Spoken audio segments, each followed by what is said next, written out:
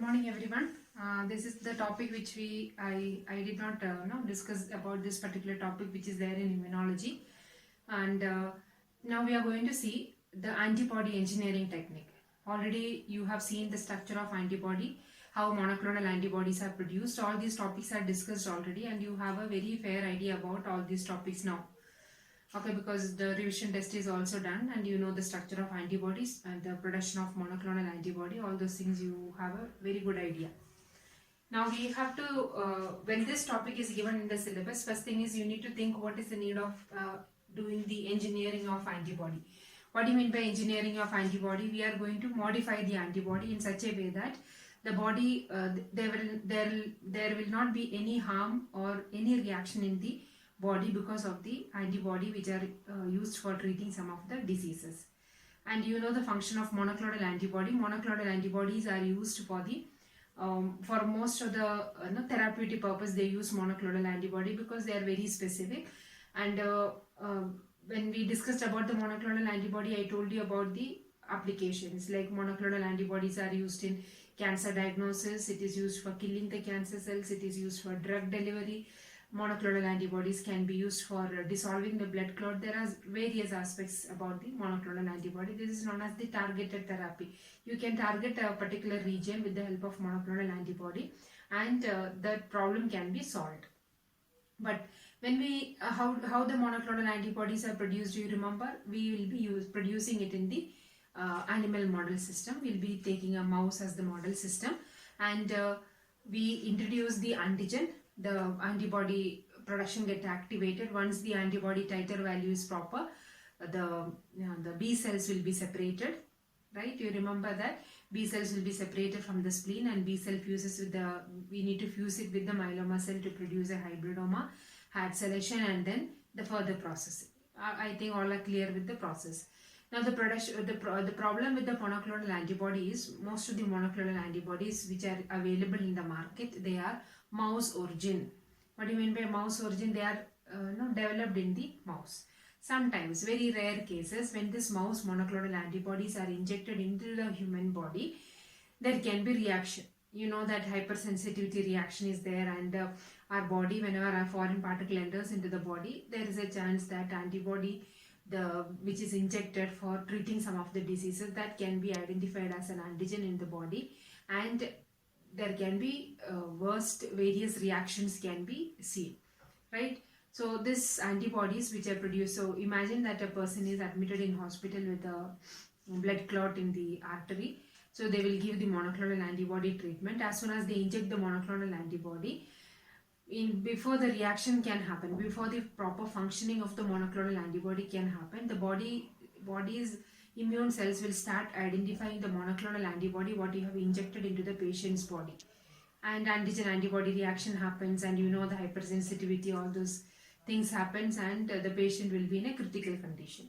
That's a very rare case, but there are chances that antibodies can be produced against the monoclonal antibody what you have used for the treatment.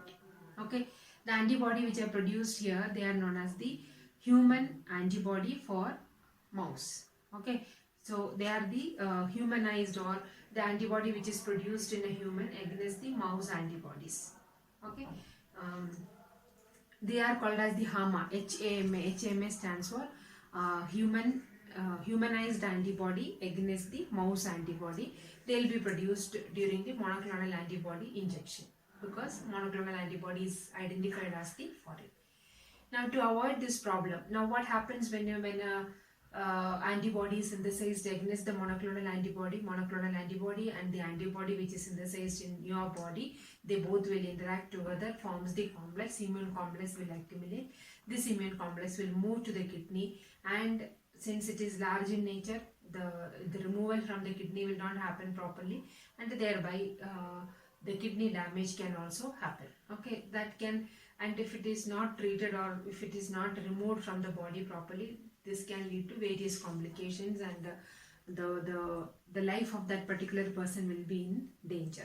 So to avoid that, now they have started producing antibody which is humanized. They are known as the humanized antibodies. Fine. Humanized antibodies can be produced by a technique known as the antibody engineering.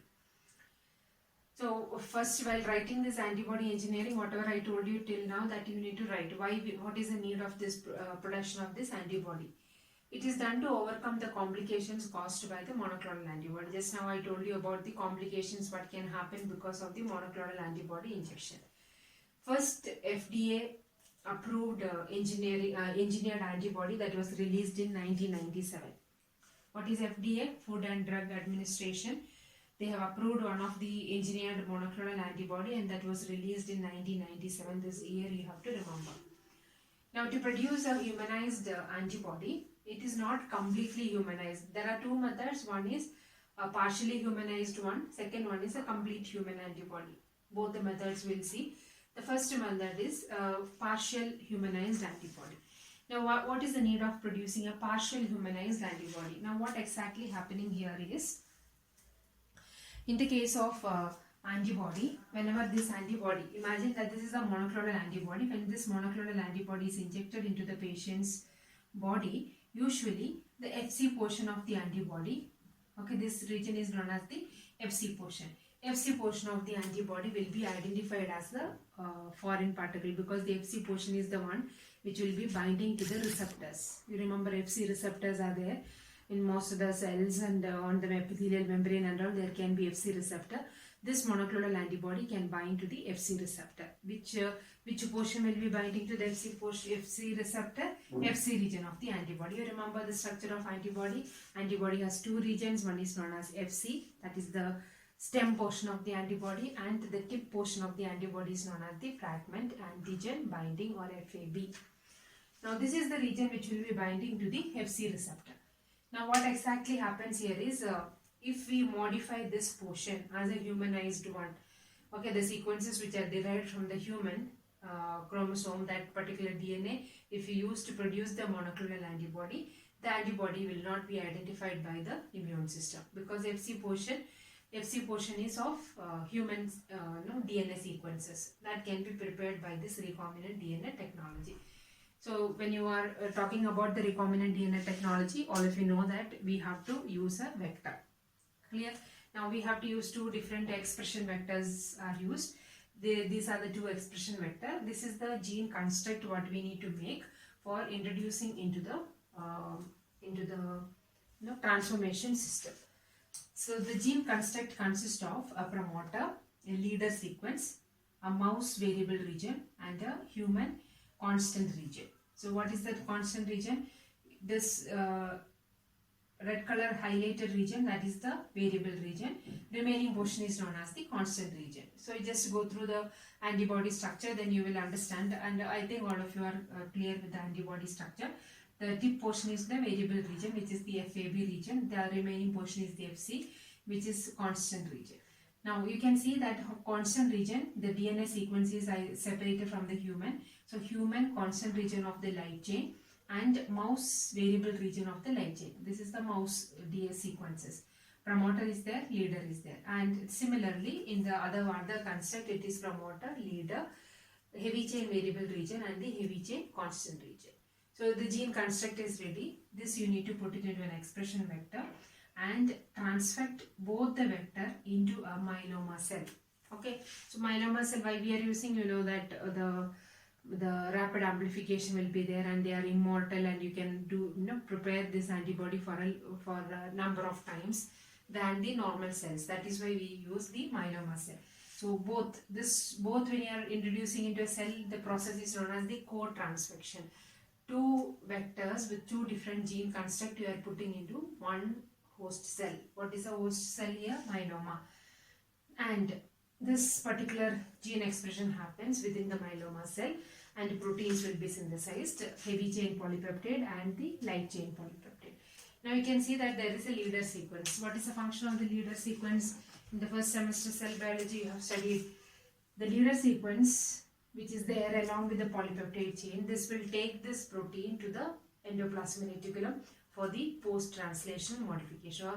Proteins will be moving to the endoplasmic reticulum for the further modification of the protein. That will be with the help of the leader sequence. Once it reaches to the endoplasmic reticulum, the leader sequence will be cleaved, and this polypeptide chain will undergo folding, and finally immunoglobulins will be synthesized. So this is the chimeric human mouse antibody.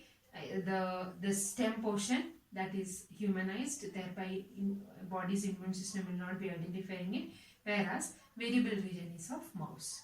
Okay, so this is how they produce engineered antibody to avoid the complications which are associated with the monoclonal antibody. This is the first method of antibody engineering. I think all are clear with the first method. Two gene constructs are there, one for the variable, one for the light chain, another one for the heavy chain. We need to put it into a vector, co-transfer the vector construct into a myeloma cell. The myeloma cell gene expression happens and the polypeptide chains will be synthesized. These polypeptide will enter into the endoplasmic reticulum. Modification happens, assembly happens, and finally you get the antibody, glycosylated monoclonal antibody. Glycosylated antibodies with the variable region of mouse, whereas the constant region of human. Thereby this will not be creating any problem in the human body. Then now the second method is we are going to do a technique known as the gene knockout. What do you mean by gene knockout? Transgenic technology, meaning we are introducing a foreign DNA into a cell. Okay, you are introducing a gene into the cell. It is known as the transgenic technology. What do you mean by gene knockout? You are removing the gene, or you are inactivating a particular gene by introducing a selectable marker or non-functional gene. When you introduce into a functional gene, that particular gene will become inactivated. Either you can remove the gene or make it non-functional by introducing some other non-functional genes. The technique is known as the gene knockout. So you have to select a healthy mouse here and do the gene knockout technology to remove the immunoglobulin genes. So once you do the gene knockout technique, this mouse system will not be able to produce antibodies. Now once the gene knockout is done, you need to separate the embryonic stem cells. From where the embryonic stem cells will be derived? This one, the female mouse will be mated with the male mouse, and then the when it reaches, fertilization happens, and when it reaches to the blastocyst stage, from the blastocyst you need to separate the embryonic stem cell. Into the embryonic stem cell, you have to introduce, this immunoglobulin gene knockout is done, thereby the antibody production won't be happening. That particular gene will not be functional yet. So into that embryonic stem cell, what are they doing? They are introducing a human artificial chromosome, that is known as HAC. YAC, what is YAC? Yeast artificial chromosome. MAC stands for mammalian artificial chromosome. BAC stands for bacterial artificial chromosome, and here we are using HAC. HAC is the vector, the vector construct which is used for introducing the foreign DNA into the human cell line. It is used as an expression vector. So human artificial chromosome with the immunoglobulin gene will be introduced into the embryonic stem cell by microinjection method. Then the embryonic stem cell enrichment process will be done in the lab by growing in a media containing different types of stem cell factors. Thereby the embryonic stem cell undergo multiplication. That process is known as enrichment. Once after the enrichment, implant the embryonic stem cell into the donor blastocyst. So this embryonic stem cell you have taken from a blastocyst, and after the enrichment process, after introducing the immunoglobulin gene from the human, that after the introduction, you need to go for the enrichment, and the embryonic stem cell with the human immunoglobulin gene, that you need to implant into the donor blastocyst. This is the donor blastocyst. So once it is ready, you need to keep it in incubator, and for the further multiplication, that can be implanted into the pseudopregnant mice. You remember how the pseudopregnant mice will be created? Pseudopregnant mice can be created by various methods. One of the method is by injecting the female mice with the hormones, or you can mate the female mice with the vasectomized male mice. So when you are mating the female mice with the vasectomized male mice, all the hormones which are necessary for the uterus to carry the egg, hormones will be synthesized, whereas the sperm will not be entering because the male mice is a vasectomized one. So into the pseudopregnant mice, you need to implant into the uterus, you need to implant the blastocyst which carries embryonic stem cell which is having the human antibody genes. Now this pseudopregnant mice will deliver and the transgenic pups will be created. From the transgenic pups you need to take the spleen cells, okay, spleen because they will produce only the human antibody. So still same method of monoclonal antibody production you have to use here. Once the transgenic pup develop into a proper age, you have to inject the antigen into the mice and then separate the spleen cell. Why you are separating spleen cell? To separate the B cell. That B cell fuses, you need to fuse with myeloma cell. You get a hybridoma, and this hybridoma will be producing monoclonal antibody which are completely human. Why you are saying that it is completely human? Because you have removed the immunoglobulin gene from the mouse, and in place of that you have introduced the human antibody gene through which vector? Human artificial chromosome. So this embryonic stem cell enrichment, implanting into the donor, then implanting it, the blastocyst into the pseudopregnant mother, transgenic pups are generated. Once the transgenic pups are generated, when it reaches to the particular age, they inject the antigen, activate the immune system to produce antibody.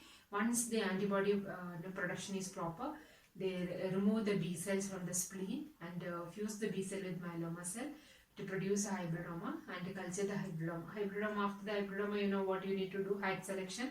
Once the selection is done, you have to culture the hybridoma in a large scale to produce the monoclonal antibody. These monoclonal antibodies are known as the humanized monoclonal antibody. In both the method, whatever antibodies are synthesized, that will not be rejected from the body.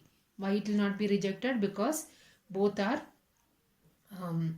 humanized. Otherwise, when you inject the monoclonal antibody, there can be chances that reaction can happen and which will synthesize the antibody against the monoclonal antibody, which can harm the entire system. Okay, so that's all about the antibody engineering. Monday, you have a test, MCQ test on monoclonal antibody engineering. Monoclonal antibody engineering, and okay, the two topics are enough. Okay, thank you.